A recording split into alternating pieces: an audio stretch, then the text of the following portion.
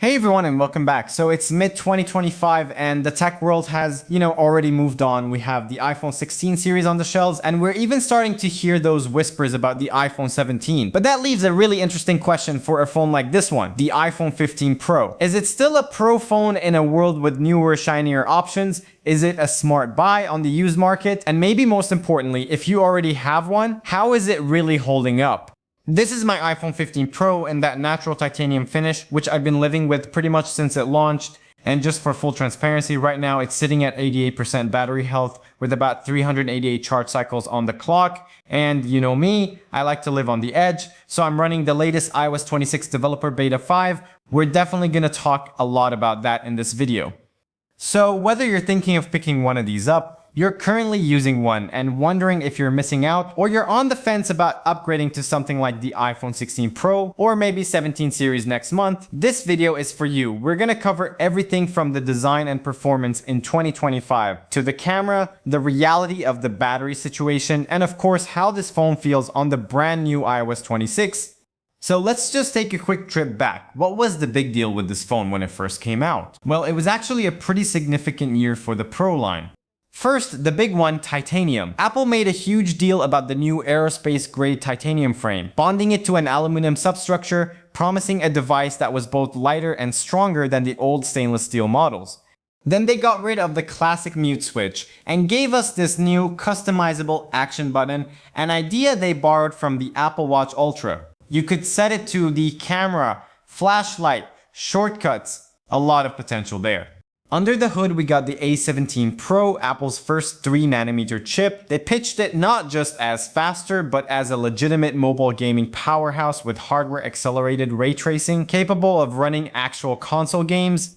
And of course, the change that was years in the making, the switch from Lightning to USB-C. This wasn't just about a new plug, it promised USB 3 transfer speeds, which was a huge deal for Pro workflows. So the promise was a lighter, more powerful, more versatile Pro phone. The question is, almost 2 years later, how has that promise held up in the real world? Let's get into it. Okay, let's start with the physical design, how it feels to actually hold and use this phone every day. I have the natural titanium, and I have to say, this finish has held up beautifully. But the real story here, the thing that has absolutely stood the test of time, is the weight and the feel. When this phone launched, the difference in weight from the stainless steel iPhone 14 Pro was immediately noticeable, but it wasn't just the grams, it was the new contoured edges and the way Apple shifted the center of gravity. It just made the phone so much more comfortable to hold. And that's not just launch day hype, it's a genuine quality of life upgrade that I still appreciate every single day. It's one of those things that once you experience it, you really don't want to go back. I remember reading reviews where people said they'd have these little moments of panic, thinking they'd left their phone behind because it felt so light in their pocket. And honestly, I've had that exact moment more than once. The change was that significant. Flipping it over, we have the 6.1-inch Super Retina XDR display. And honestly, this is an area where the iPhone 15 Pro absolutely holds its own in 2025. The 120Hz ProMotion is still buttery smooth. It's one of those features you kind of get used to, but if you ever try to go back to a standard 60Hz screen, the difference is just jarring. It makes everything from scrolling through social media to gaming feel incredibly responsive and fluid. The dynamic island, which was still pretty new on the 14 Pro, has really matured. More apps have found clever ways to use it for live activities, and it feels less like a cutout and more like an integrated functional part of the UI. And it still gets incredibly bright outdoors, hitting that peak of 2000 nits, which is still top tier today. The display is without a doubt still a 10 out of 10. Alright, let's talk performance. This phone is running the A17 Pro chip, and the short answer is, it's still incredibly fast. Day-to-day tasks, multitasking, opening and closing apps, it's all instant. There's zero lag, zero stutter. I actually ran Geekbench 6 on this, and remember, this is on the latest iOS 26 developer beta. I got a single core score of 27707 and a multi-core score of 6865. Now, to put that in perspective, that's still well ahead of many flagship Android phones being released today, and while it's not quite as high as the A18 Pro in the new iPhone 16 Pro, which scores around 3400 in single-core and 8500 in multi-core, the real-world difference for most tasks is negligible. For everyday use, you are just not going to feel that gap. Where you might see it is in really heavy sustained tasks like exporting a long 4K video or playing the most demanding games at the highest settings. And speaking of gaming, this was the phone that brought console titles like Resident Evil 4 to the iPhone, and it still handles them incredibly well, which is a real testament to the GPU in this chip. But the real story for me right now, and one of the main reasons I wanted to make this video, is the software. I'm on iOS 26 Developer Beta 5, and I have to be honest, my personal experience has been fantastic. Apple has done some amazing work here. The whole OS just feels more fluid. They've introduced this new design language called Liquid Glass, and while the early betas were a bit controversial on the forums with some people finding the transparency effects a little hard to read, it feels like Apple has found a really nice polished balance in Beta 5. The new animations are smooth and it gives the whole system a fresh, modern feel without being distracting. More importantly, it's been rock solid for me. The bugs and choppiness from the early betas seem to be squashed, and it's running incredibly smoothly on this A17 Pro chip. This is a great example of how Apple's long-term software support can refine and even improve a device long after its release. And that brings me to thermals. We all remember the Heatgate stories when this phone launched. It would get pretty toasty, especially when fast charging. Apple did push an iOS 17 update that fixed the worst of it, but I've personally noticed that with iOS 26, it's even better. The phone just runs cooler under load, which is a huge plus. And there's a new feature in the battery settings called Adaptive Power. It's an opt-in feature that uses AI to make small, smart performance adjustments when it detects you're doing something really intensive, all to help extend your battery life. It's a subtle behind-the-scenes feature that I think will make a real difference for long-term ownership. Okay, let's talk about the battery. As I said, I'm at 88% maximum capacity after 388 cycles. Now, Apple's official claim for the iPhone 15 series was a big deal. They said it's designed to retain 80% of its capacity at 1000 complete charge cycles, a huge jump from the 500 cycle target for older models. So based on my numbers, my phone's battery has been degrading a little faster than that ideal 1000 cycle pace, but it's not wildly off from what you might expect from real-world use, especially when you factor in things like summer heat, running power-hungry apps, and of course living on developer beta software. A lot of users on forums report seeing about a 1% drop per month, which is roughly what I've experienced. In practical terms, what does 88% feel like? It's okay, it's not great. I'm a heavy user and I can definitely feel that I'm not getting the comfortable all-day battery life I had on day one. I often find myself needing to top up in the late afternoon or early evening. This is probably the biggest pain point and the biggest compromise you make for the smaller Pro model compared to the Pro Max. Now the cameras. The iPhone 15 Pro still has a fantastic versatile camera system. The 48 megapixel main sensor captures incredible detail, and you get that new 24 megapixel default resolution, which is a really great balance of stunning quality and manageable file size.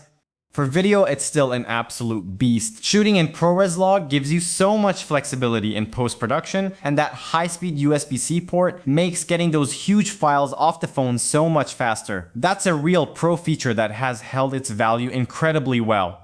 But there's a but. And it's the telephoto lens. The 15 Pro, this smaller model, has a 3x optical zoom. It's a good solid zoom. But the 15 Pro Max got the fancier 5x tetraprism zoom lens. And now with the newer iPhone 16 Pro, both the regular and the Max model get that 5x zoom. So in 2025, the 3x zoom on this smaller Pro is one of the key areas where it feels a little less pro. It's a clear area where the newer models have surpassed it. Finally, let's talk about Apple Intelligence. Now, you might think this phone doesn't support it, but because it has that A17 Pro chip, the iPhone 15 Pro is actually the oldest iPhone that does get Apple's new suite of AI features. But, and this is a really big but, I totally get why it's not a huge selling point for a lot of people yet. For me, Apple Intelligence right now in 2025 still feels very much like a public beta. The new features that have rolled out in iOS 26 are cool, things like live translation in messages, and some of the image generation stuff are fun to play with, but many of the most advanced context-aware Siri capabilities that Apple promised are still coming later down the road. So for my heavy-duty AI tasks, I honestly still find myself reaching for alternatives like ChatGPT or Gemini. They're just more mature and powerful right now. So for me, having Apple Intelligence on this phone is a nice bonus for the future. But it's not a deal breaker if a phone doesn't have it today.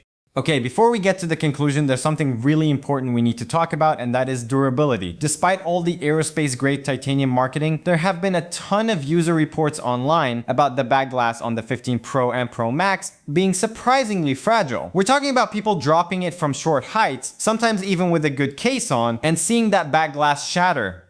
The theory is that the super rigid titanium frame might transfer impact energy to the glass more directly than the more flexible steel frames of previous models. Thankfully, I haven't had this issue myself, but it is so widely reported that you absolutely have to consider it. A good protective case is completely non-negotiable for this phone. And that brings us back to that classic Pro versus Pro Max debate. With the 15 Pro, you get this wonderful, manageable size that feels great in the hand, but you are making a clear compromise on battery life, and at the time you missed out on the better 5x zoom. That's a tougher pill to swallow in 2025 when even the standard 16 Pro has that better zoom. Also, just remember, Apple doesn't sell this phone new anymore. You'll be looking at their certified refurbished store or third-party sellers, so prices will vary, but so will the battery health and overall condition of the device you're getting. So the bottom line, let's break this down for the three groups of people I mentioned at the start. First, for the potential buyer. If you're looking to buy a phone today, should you get a 15 Pro? I'd say it's a strong maybe. If you can find a great deal on a refurbished model with good battery health, you are getting a true pro level experience. A Pro Motion display, a dedicated telephoto lens, a premium build, and that fast USB-C port for what might be less than a brand new, non-Pro iPhone 16, but you have to be aware of the potential battery life and the durability concerns we talked about. Second, for the current owner. If you're like me and you're already using an iPhone 15 Pro, honestly, I see no compelling reason to rush for an upgrade. This phone is still an absolute powerhouse. With the performance and the visual refresh from iOS 26, it genuinely feels like it has a new lease on life. I'd say hold on to it, enjoy it, and maybe see what the iPhone 17 brings to the table. And finally, for the prospective upgrader, someone thinking of going from this to the iPhone 16 Pro, the main benefits you're getting are that slightly larger 6.3-inch screen, the jump from 3x to 5x telephoto zoom, and the newer A17 Pro chip with its better thermal design. If you're a photographer who desperately needs that extra reach, or a heavy gamer who wants every last drop of performance, then sure, it could be worth it. But for most people, I think it's an incremental upgrade, not a revolutionary one.